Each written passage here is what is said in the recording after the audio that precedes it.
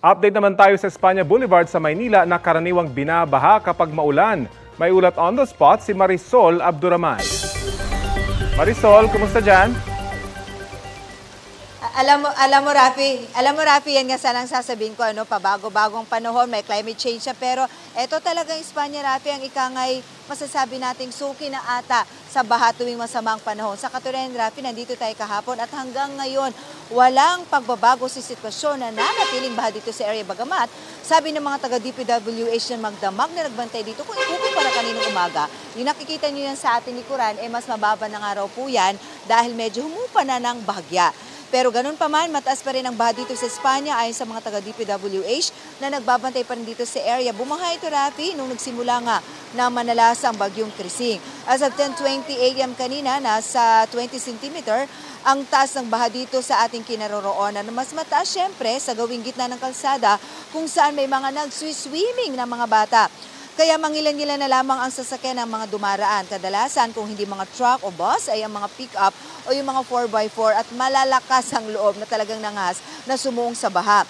Magdamag na nagbantay dito ang DPWH Flood Watch na nagmumonitor sa level ng tubig dito mayat maya. Mahalaga ito, Rafi, para malaman kung pwede pang madaanan ang lugar, lalo na sa mga light vehicles. Kanina nga, Rafi, no, napansin natin na dinadivert na nila ang mga sasakyan kapag natapos na nilang isukat ang level ng tubig dito dahil alam nila na medyo delikado na ito sa mga maliliit na sasakyan.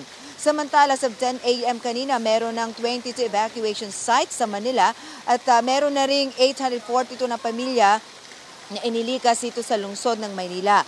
Halos lahat na rin ng kalsada dito sa lungsod ay baha. Merong hindi na madaanan ng mga maliliit na sasakyan, gaya na lamang dito sa Espanya area, meron sa Blooming Tree, De La Fuente at iba pa.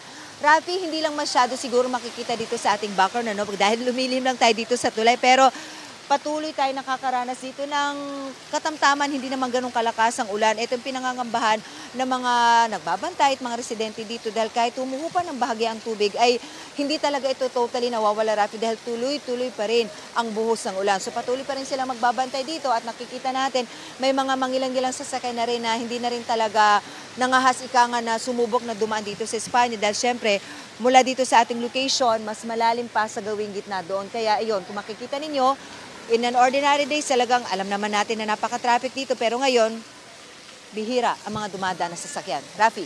Marisol, may naging paliwanag ba yung DPWH kung bakit ganyan pa rin yung sitwasyon? Kasi alam natin, tinaas na yung bahagi ng Espanya, di ba? At meron pang malaking drainage sa ilalim. So hindi na ba ito sapat?